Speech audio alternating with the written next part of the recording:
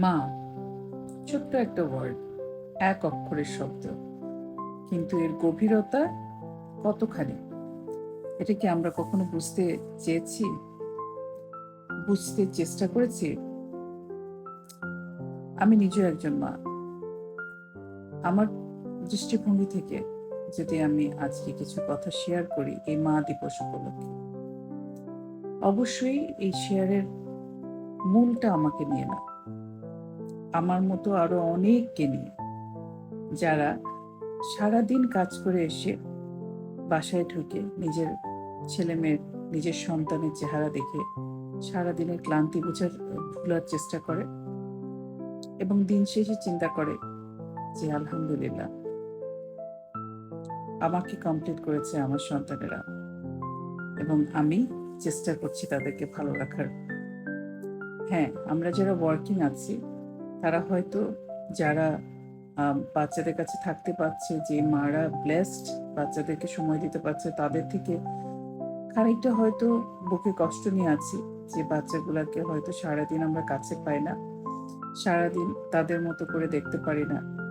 কিন্তু আমাদের এই লিমিটেশনের মধ্য থেকে আমরা চেষ্টা করে যাই যাতে বাচ্চাগুলোকে আমরা সুস্থভাবে বড় করতে পারি যতটুকু সম্ভব আমাদের এন থেকে। আর যারা কাছে থাকেন তারা তো করেই যাচ্ছেন নিরলসভাবে। এ তো গেল আমাদের মাদের কথা, কিন্তু এখন বলবো যারা সাপোর্টিভ আছেন মাদের সাথে তাদের কথা। আজকের এই মা দিবসে আমি তাদেরকে রিকোয়েস্ট করতে চাই, এই যে যারা, যে মাগুলা রাত দিন তাদের সন্তানের জন্য নিরলসভাবে খেটে যাচ্ছে, ওয়ার্কিং হলেও বাসায় এসে বাচ্চাদের কাজ করা, বাচ্চাদের টেক কেয়ার করা, তাদের দায়িত্ব নেওয়া, বাচ্চারা অসুস্থ হলে রাত জেগে বসে থাকা, আবার পরদিন সেই অফিসেই যাওয়া, বাচ্চাদের অসুস্থতা সত্ত্বেও অফিসে যাওয়া, বাচ্চাদেরকে খবর নেওয়া, আবার ফেরত এসে বাচ্চাদের কাজ করা, নিরলসভাবে করে যাচ্ছে এই মাদের, এবং যারা ঘরে থাকছে সেই মাদের, যারা বাচ্চার কথা চিন্তা করে নিজেরাও খেতে পারছে না, বাচ্চা কি খাবে, বাচ্চা অসুস্থ হলে অস্থির হয়ে যাচ্ছে, এই মাদের সাপোর্ট দেওয়াটা অনেক বেশি গুরুত্বপূর্ণ।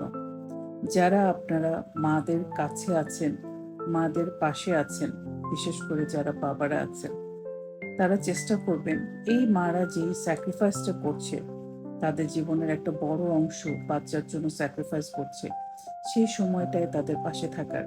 মারা কিন্তু কখনো চায় না তাদের দায়িত্বটা বাবাকে দিয়ে দেওয়ার। বাচ্চা যখন অসুস্থ হয় তখন মাই কিন্তু বাচ্চাকে বুকে নিয়ে বসে থাকে, কারো কোলে দিতে চায় না, বাচ্চা নিজেও যেতে চায় না। এটা হয়তো আপনারা অনেকেই খেয়াল করেছেন, মা ছাড়া অসুস্থ হলে বাচ্চা কাউকে চিনতে চায় না। কিন্তু এই যে মাটা নিরলস পরিশ্রম করে যাচ্ছে, তার লেবার দিয়ে যাচ্ছে, তার রেস্টকে ইগনোর করে, তার রেস্টকে তুচ্ছ করে বাচ্চাদের পাশে থাকছে, আমরা যারা তাদের পাশে আছি, বাবারা, শাশুড়িরা, শ্বশুররা, বা যারা ফ্যামিলি মেম্বার্স আছে, তাদের একটু হাসি মুখ, তাদের একটু সাহায্যের হাত, তাদের একটু সান্ত্বনার বাক্য, এইটুকুই যথেষ্ট মাদের জন্য, এর বেশি কিছু না। চেষ্টা করুন আপনারা নিজেদের জায়গা থেকে এই মাদেরকে সাপোর্ট দেওয়া, তাদেরকে দোষ কম দেয়া। হ্যাঁ, মারা দোষ করে, কিন্তু তাদেরকে যতটুকু সম্ভব তাদের জায়গায় তাদেরকে বোঝার চেষ্টা করে, যাতে তারা মনে কষ্ট না পায়, সেইভাবে করে চেষ্টা করুন। তাহলে তাদের মাধ্যমে আমাদের যে অনাগত ভবিষ্যতের যে বাচ্চাগুলো আছে, যে আমাদের উত্তরসূরিরা আছে, তারা হয়তো সুস্থভাবে দুনিয়াতে আসতে পারবে এবং তারা সুস্থভাবে বেঁচে আমাদের জীবনটা, আমাদের দুনিয়াটা গড়ে দিতে পারবে, তাদের নিজের জীবনও গড়ে দিতে পারবে, তাই না?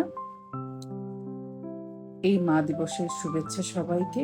সবাই দুনিয়ার প্রত্যেকটা কোনায় প্রত্যেকটা মা সুখী থাকুক এবং তাদেরকে সুখী রাখার জন্য তাদের ফ্যামিলির সমস্ত মেম্বার যেন বুঝের হয়ে তাদেরকে সাহায্য করুক, এই কামনায় আজকের ভিডিওটা শেষ করছি। সবাইকে অনেক শুভেচ্ছা মা দিবসের।